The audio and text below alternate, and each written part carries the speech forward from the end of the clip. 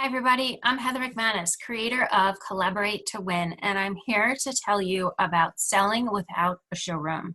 How do you sell it when your client can't sit on it? So I have the unique ability to say that I do this without a problem.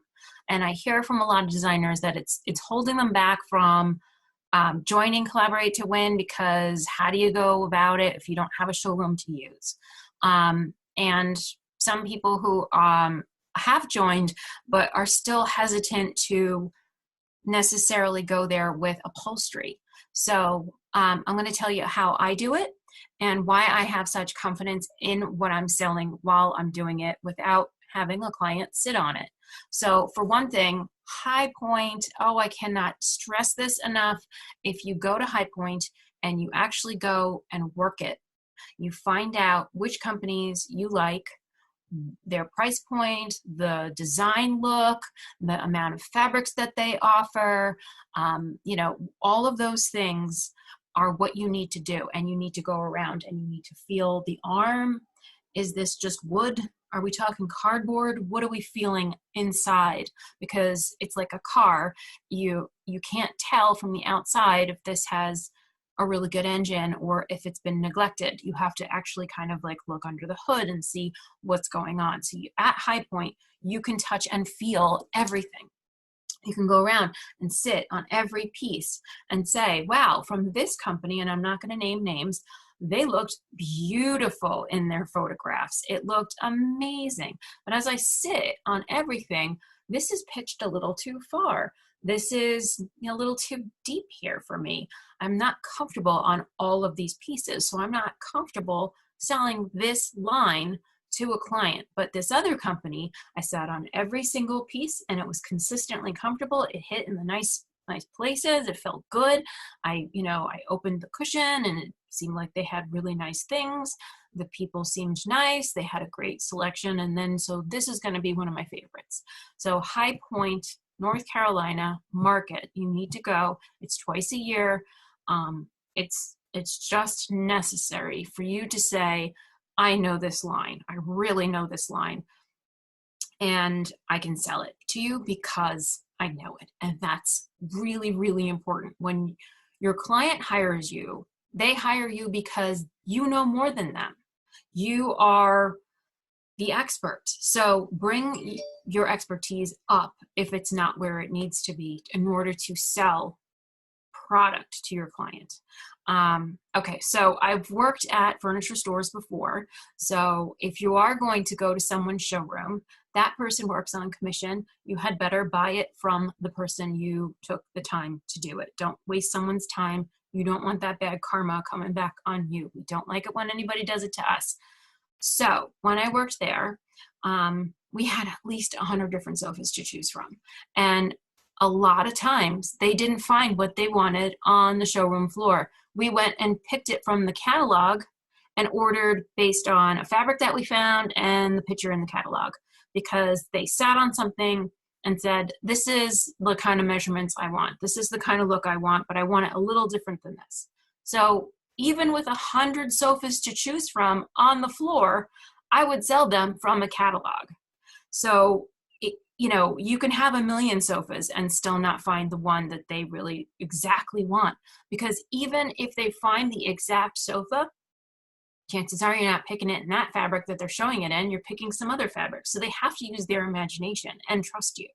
So if they have to do that, then it's really not that far of a leap to say, okay, well, if we're choosing a different fabric, why not also choose a different arm, a different back, a different something, and make it to exactly what it is that you want without sitting on it, without seeing it in person. It can be done because I do it all the time. Okay, so even in the company that you decide this is the company because whatever, you went to High Point, you're 100% sold on them.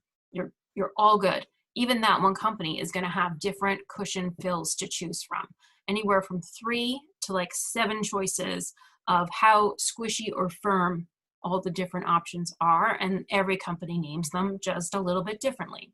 So you're going to find that information out from the companies. They have it on their website. They also have it in their paper catalogs. So I'm going to show you This is Assad. I really like their upholstery. They're great people. And they're making a liar out of me. Usually it's in the beginning of the book, so maybe it's at the end of the book. It's definitely in their price list. Okay, so here's helpful. So they're showing you the breakdown of how they've made this chair. So this is going to be helpful information for you to learn about construction. Okay, so here it is. It's in the back. So they offer 4 different types of cushions.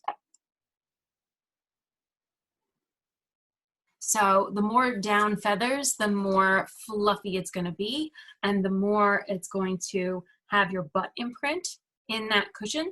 So for some people, that's totally fine. For other people, that's going to drive them crazy, and they're going to be fluffing their cushions constantly. So you want to make sure, even within the sofa company, that you're picking the right type of cushion, and you're going to do that by sitting on each one in the showroom at High Point and say, okay, I'm going to write down notes. So plush down felt like this to me versus their spring down was definitely more firm, and when I got up, my butt print wasn't there because the spring is in that cushion.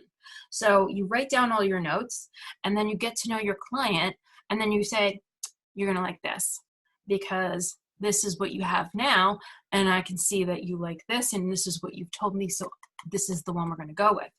So it's not like poof, you have all this knowledge. You have to spend the time and learn this stuff and visit High Point and do all these things, because you are why they have decided to hire you, is your knowledge, your experience, your expertise. So if this isn't something you know, start to get to know it, because there is a ton of money on the table that you need to be making by selling sofas and other things, products to your clients.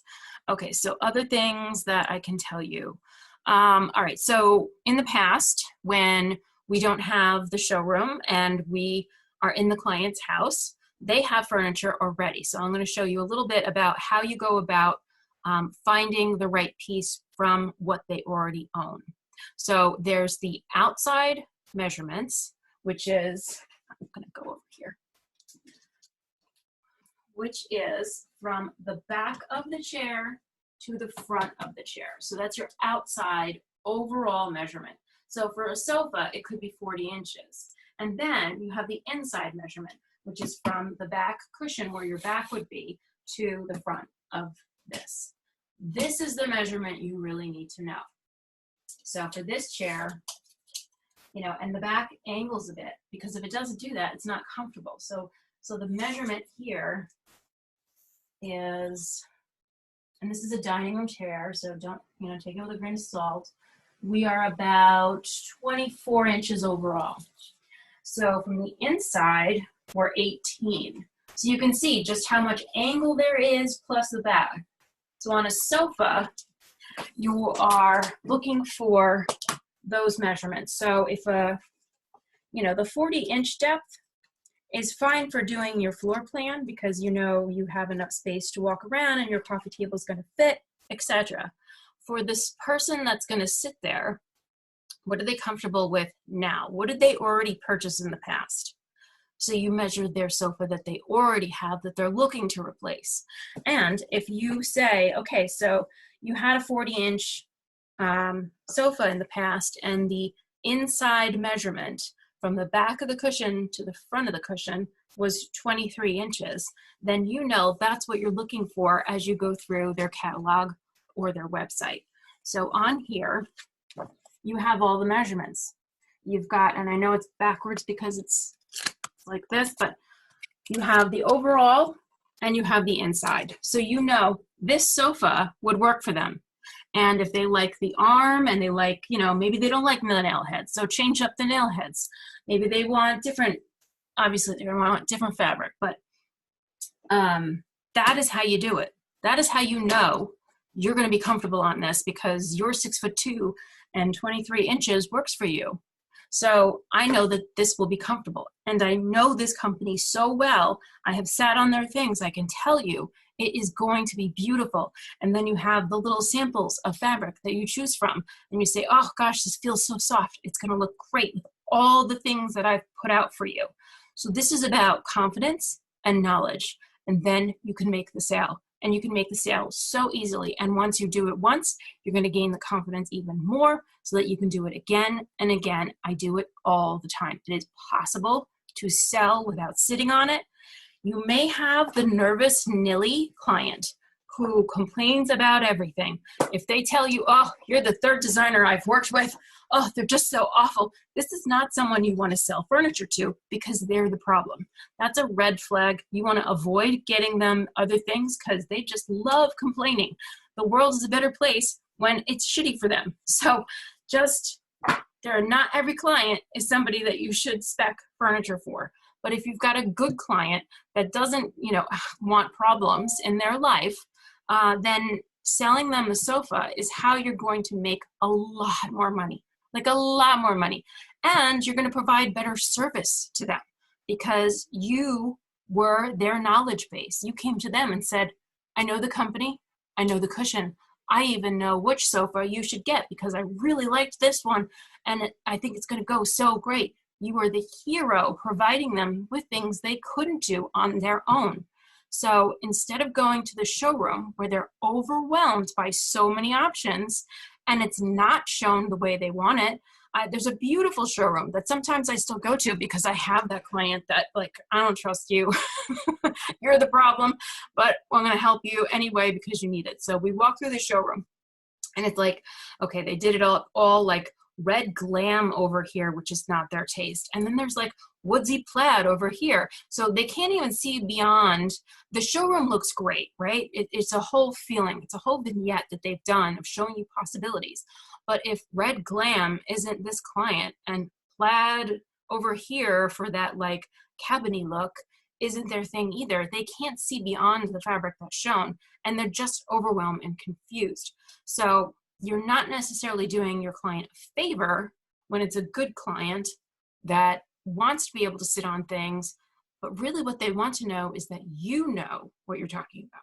You know it, and so you can explain it to them. You can show them either on the website or in the book.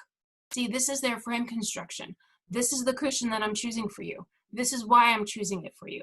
This is going to look great with this, and this is going to sit fabulous. Trust me, I've sat on everything in their showroom. I know it's quality. I know you're going to love it. And then you've sold it because that's why they hired you. You're the expert. So it's confidence and it's knowledge. And I hope this was helpful.